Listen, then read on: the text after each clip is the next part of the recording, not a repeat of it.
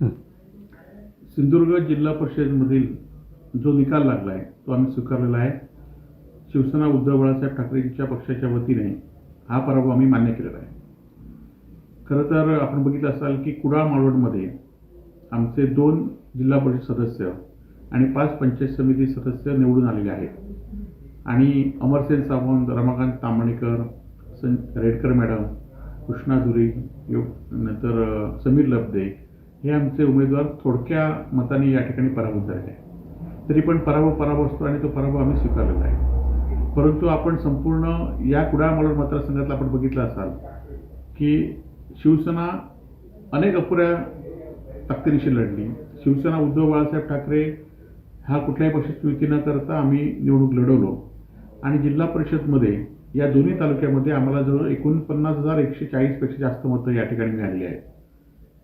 शिंदे गटाकडे एवढी ताकद असून, त्यांचे आमदार असून, खासदार असून, पालकमंत्र्यांचे भाऊ असून सुद्धा शिंदे सेनेला या दोन्ही तालुक्यामध्ये फक्त 50,120 मतं मिळाली आहेत आणि भारतीय जनता पार्टीचे मुख्यमंत्री असून, पालकमंत्री असून सुद्धा भारतीय जनता पार्टीला 12,000-12,500 मतं मिळालेली आहेत आणि त्यामुळे या दोन्ही तालुक्यामध्ये ग्रामीण भागामध्ये 50,000पेक्षा जास्त मतं हे शिवसेना उद्धव बाळासाहेब ठाकरे या पक्षाला एकट्याच्या ताकदीवर या ठिकाणी मिळालेले आहेत आणि त्याबद्दल या कार्यकर्त्यांनी जे काम केलं, आमच्या सामान्य शिवसैनिकांनी काम केलं.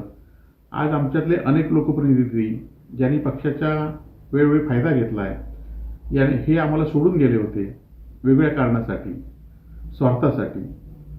परंतु आम्ही नवीन कार्यकर्ते शिवसैनिक तयार झाले आणि ह्या नवीन कार्यकर्त्यांना घेऊन आम्ही 50,000पेक्षा जास्त मध्ये या दोन्ही तालुक्यात मिळवली.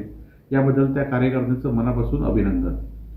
आज आपण बघितलं असाल की पराभवाचं मुख्य कारण म्हणजे कुडाळ मालवण सोडून या इतर दोन्ही मतदारसंघामध्ये मात्र 25पेक्षा जास्त जागा ह्या बिनविरोध झाल्या होत्या आणि त्यामुळे मतदारांचं मानसिक खच्चीकरण झालं होतं आणि जे सत्ताधारी होते ते सातत्याने हाच आरोप होते की आमच्या 25 जागा बिनविरोध आल्या आहेत, त्यामुळे ह्यांना तुम्ही निवडून देऊन काही फायदा होणार नाही. त्याचा खरं तर मोठा फटका आम्हाला बसला. आपण बघित असाल की वेगवेगळी पत्र निवडणुकीच्या कालावधीत देण्यात आली, वेगवेगळी आश्वासनं देण्यात आली. जे आमचे कार्यकर्ते उमेदवार होते त्या उमेदवारांना वेगळी आमिषे देण्यात आली. जे उमेदवार होते त्यांच्या चौकशी लावण्यात त्यांना वेगळं दबाव टाकण्याचा प्रयत्न केला. परंतु हे सगळे कार्यकर्ते राहिलेत आणि आम्ही 50,000पेक्षा जास्त मतं घेऊ शकलो.